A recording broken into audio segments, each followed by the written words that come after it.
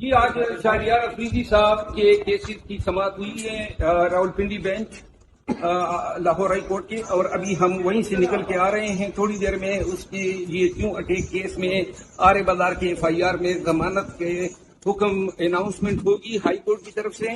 ہمیں کبھی امید ہے کہ انشاءاللہ جو تکلیف شہریار افریدی نے بک کی ہے جیل میں، اس کے خاندان نے بک کی ہے، اس کے رفقائے کار نے بک کی ہے، جو ظلم تشدد جبر اس کے ساتھ ہوا ہے، آج انصاف کی فتح ہوگی اور شہریار افریدی جو ہے وہ ضمانت پر انشاءاللہ رہا ہو جائے گا۔ ایک اور خوشخبری ہے، آج ہی شہریار افریدی کی 3 PO جو DC کوارٹ نے جو ہے پروکلیم کی تھی، وہ بھی پشاور ہائی کورٹ نے آج کل عدم قرار دی ہے۔ تو لہذا شہریار افریدی کی خراج ضمانت تو اس کی ریلیز میں کوئی رکاوٹ اور نہیں ہے، اس کو پھر رہا ہونا چاہیے۔ تھینک یو سو مچ۔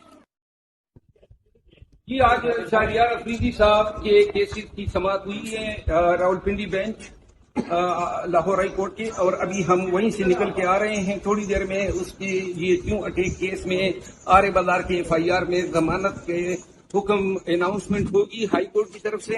ہمیں کبھی امید ہے کہ انشاءاللہ جو تکلیف شہریار افریدی نے بک کی ہے جیل میں، اس کے خاندان نے بک کی ہے، اس کے رفقائے کار نے بک کی ہے، جو ظلم تشدد جبر اس کے ساتھ ہوا ہے، آج انصاف کی فتح ہوگی اور شہریار افریدی جو ہے وہ ضمانت پر انشاءاللہ رہا ہو جائے گا۔ ایک اور خوشخبری ہے، آج ہی شہریار افریدی کی 3 PO جو DC کوارٹ نے جو ہے پروکلیم کی تھی، وہ بھی پشاور ہائی کورٹ نے آج کل عدم قرار دی ہے۔ تو لہذا شہریار افریدی کی خراج ضمانت تو اس کی ریلیز میں کوئی رکاوٹ اور نہیں ہے، اس کو پھر رہا ہونا چاہیے۔ Thank you so much.